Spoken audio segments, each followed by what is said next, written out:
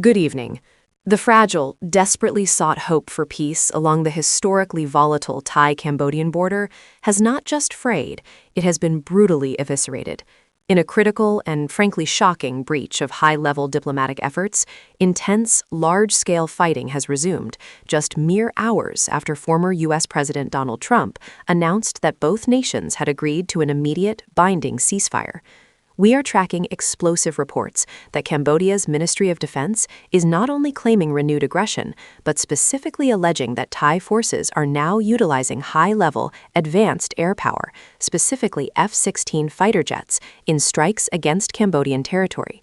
This alleged military action, coming directly on the heels of the highly publicized peace deal brokered by the former American leader, signals nothing short of a catastrophic collapse in negotiations and dramatically escalates this deadly 4-day conflict into an entirely new, terrifying phase. The situation, even as we speak, is defined by extreme volatility, profound diplomatic distrust, and the immediate, urgent danger facing tens of thousands of trapped civilians. We go live now for the full breakdown of this sudden, violent, and deeply troubling pivot back toward all-out war. Let us be precise about the timeline, because its narrowness is stunning. The initial announcement of the ceasefire came late this morning, following a night of intense, high-stakes mediation efforts involving the former president and his diplomatic team. Optimism, though cautious, was palpably high, suggesting a rapid de-escalation of a conflict that has already claimed scores of lives, both military personnel and innocent civilians, and has displaced well over 50,000 residents on both sides of the contested frontier. Field commanders were reportedly told to halt firing and reposition to designated non-confrontation lines. But according to the government in Phnom Penh, that fragile optimism lasted less than 4 hours. Cambodia's Minister of Defense, General T. Bon, issued a scathing statement earlier this afternoon, claiming the Thai military launched several preliminary rounds of heavy artillery fire before moving swiftly to what they allege are targeted strategic airstrikes using advanced F-16 fighter aircraft over the disputed border area, specifically near the provinces of Preah Vihear and Ceasefire. This is where the crisis deepens dramatically.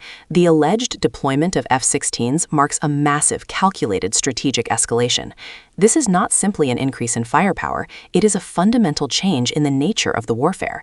It moves the conflict decisively beyond the localized ground-level skirmishes and indiscriminate artillery duels that have defined the fighting thus far. The use of advanced fixed-wing aircraft suggests command and control from the highest levels of the Royal Thai Armed Forces, rendering any possibility of this being a localized misunderstanding or delayed communication virtually zero.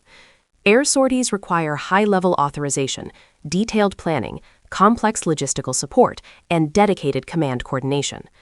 Furthermore, the types of ordnance typically carried by F-16s, precision-guided munitions, indicate that these were not random acts of aggression, but potentially targeted strikes against high-value military assets, or more concerningly, command and control centers deep within Cambodian territory.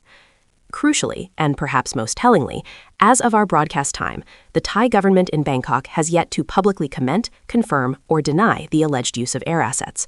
Their foreign ministry has been notably silent since the initial optimistic ceasefire announcement earlier today. This silence speaks volumes. It provides a window for speculation, but more dangerously, it affords Bangkok a form of plausible deniability, while potentially allowing the military to achieve tactical objectives on the ground. The international community, already reeling from the failure of the diplomacy, is reacting with immediate alarm. The UN Secretary General has released an urgent statement expressing deep alarm at the failure of the negotiated truce and demanded immediate accountability for the breach.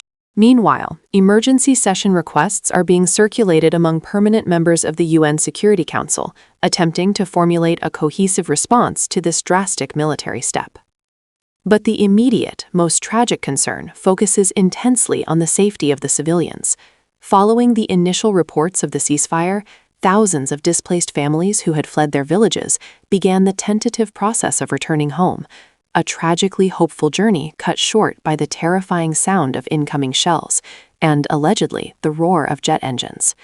Aid agencies on the ground confirm that those returning populations are now desperately scrambling once again to find shelter, compounding an already severe humanitarian crisis.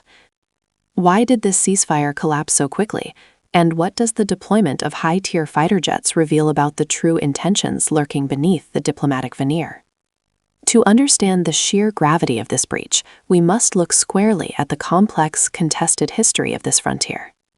This is emphatically not a new conflict.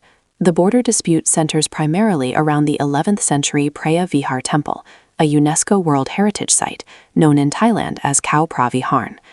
While the International Court of Justice ruled decisively in 1962 that the magnificent temple structure itself belonged to Cambodia, the exact demarcation of the surrounding territory, a vast, densely forested area of approximately 6 square kilometers, vital for strategic military control and containing important economic resources, has never been fully resolved. This has led to decades of intermittent, bloody clashes. What makes this current flare-up distinct and far more dangerous is its scale and the undeniable elevation in the type of weaponry being deployed, culminating now in the alleged F-16 strikes. For the first time in recent memory, artillery has been used not just on the front lines, but has specifically targeted populated communities and infrastructure miles behind the recognized front lines, a tactic that increases civilian casualties exponentially. We have seen reports of schools, hospitals, and homes reduced to rubble on both sides. And then there is the monumental failure of high-stakes diplomacy.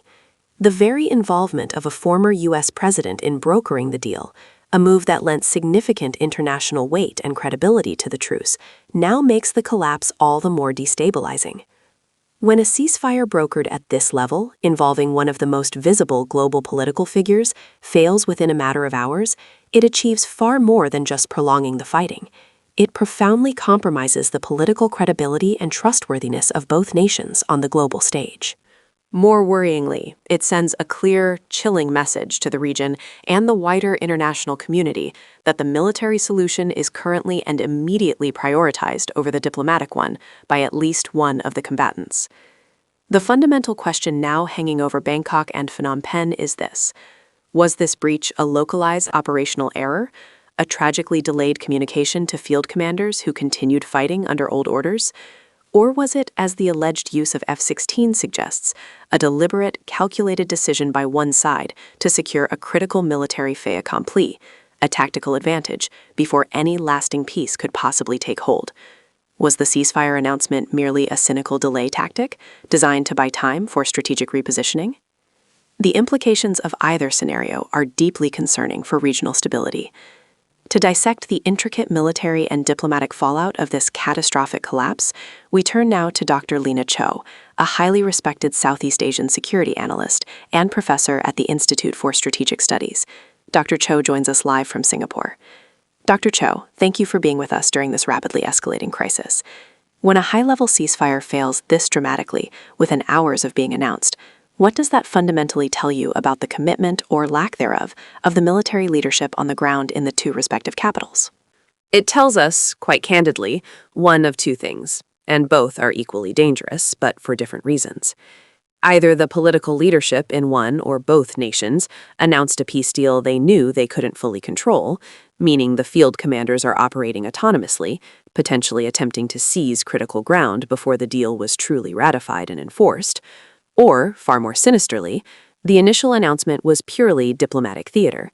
It was a calculated move designed simply to appear cooperative internationally, while in reality, their immediate military objectives remained completely unchanged.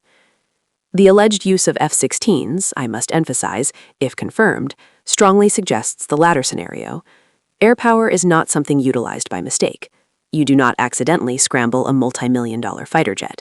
It requires high-level authorization, dedicated ground crew support, coordination with air traffic control, and clear mission parameters. This is not a misunderstanding. This looks, by all operational metrics, like an immediate, deliberate dismissal of the U.S.-brokered peace initiative. It is a strategic statement of intent. We will continue to fight until our military goals are met.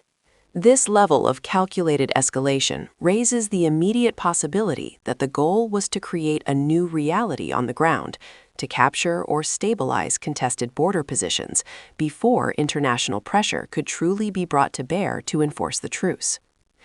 Dr. Chow, let's focus specifically on the consequences of this immediate breach for the United States' role in Southeast Asia. Will this dramatic failure hinder future attempts at mediation, not just here, but potentially in other volatile regional flashpoints, such as the South China Sea?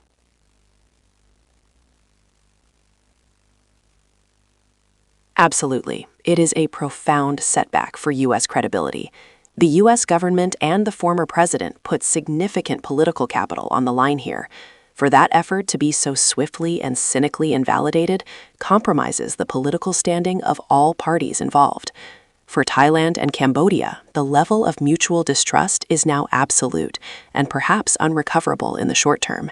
They now know they cannot believe each other's word, even when backed by high-level international guarantees.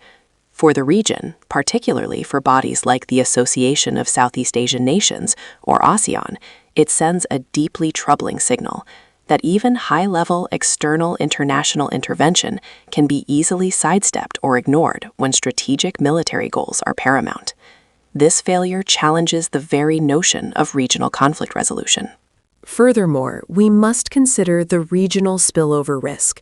As long as this conflict continues to escalate with advanced weaponry, and the F-16s place it squarely in that category, it risks drawing in regional powers who view this border conflict through the lens of their own strategic interests. We must watch closely how nations like Vietnam and Laos react, as they share complex borders and historical relationships with both Thailand and Cambodia.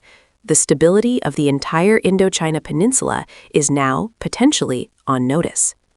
From a tactical standpoint, what does Cambodia do now, faced with alleged air superiority? They are now forced to reevaluate their entire defensive posture. They must now scramble to activate air defense systems, perhaps even requesting military support or international observers to create a physical buffer, knowing their ground troops are vulnerable to precision strikes from the air. This situation moves swiftly from a border skirmish to a full-scale conventional conflict, demanding an equally swift and comprehensive response from the UN Security Council.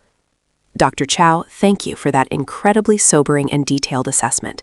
We appreciate your insights into this crisis. The situation at the Thai-Cambodian border remains fluid, extremely volatile, and incredibly dangerous. The initial reports of alleged F-16 usage remain unconfirmed by Bangkok, but the severity of the claim from Phnom Penh, backed by reports of continued heavy fighting, forces the international community to treat this as a significant strategic escalation. International diplomatic efforts are expected to ramp up significantly in the coming hours. We anticipate an emergency meeting of the UN Security Council, and quiet, urgent diplomacy is certainly underway at the highest levels to try and salvage some form of diplomatic solution. However, the foundational trust needed for genuine, lasting peace has been severely damaged, perhaps irreparably, by the speed and intensity of this breach. We are monitoring all forthcoming statements from Bangkok and Phnom Penh, particularly any response to the serious and defining claims regarding the F-16 strikes and the targeting of command structures. The world is watching to see if diplomacy can possibly reclaim control from the generals who appear determined to settle this dispute by force. We will continue to track every development in this breaking international story. For continuous, verified updates, real-time analysis, detailed maps of the disputed territories, and context on the humanitarian crisis unfolding, please visit our website at station website URL and subscribe immediately to our emergency news alert system. The cost of this war, measured in lives and trust, continues to mount. That's all for now. We will return with an update immediately if the situation changes. Good night.